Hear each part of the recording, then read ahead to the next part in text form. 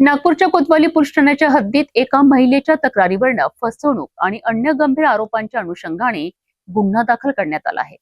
पोलिसांनी तक्रारीची दखल घेत तपास सुरू केला असून तपासानंतर समोर येणाऱ्या पुराव्यांच्या आधारे पुढील कायदेशीर कारवाई करण्यात येणार असल्याचे स्पष्ट करण्यात आले आहे। नागपूरच्या कोतवाली पोलीस ठाण्यात एका महिलेच्या तक्रारीवरून गुन्हा दाखल करण्यात आला आहे।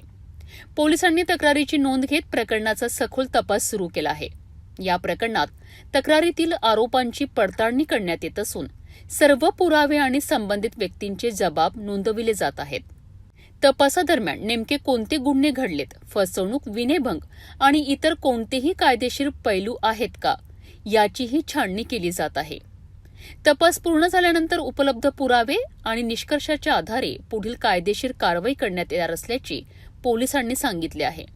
याच्यामध्ये जे महिलेने काही तक्रार दिली त्याच्या अनुषंगाने आपण त्यामध्ये गुन्हा दाखल करण्यात आलेला आहे आणि त्याच्यामध्ये पुढील तपास आपण करत आहोत आणि त्यानंतर जे काही कायदेशीर कारवाई होईल, सदर घटना खरी आहे खोटे आहे त्याच्या संदर्भात आपण तपास करू।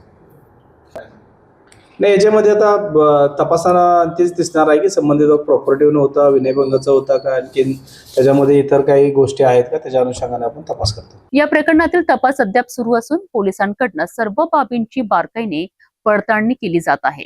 तपास पूर्ण झाल्यानंतरच संपूर्ण सत्य आणि पुढील कायदेशीर कारवाई स्पष्ट होणार आहे।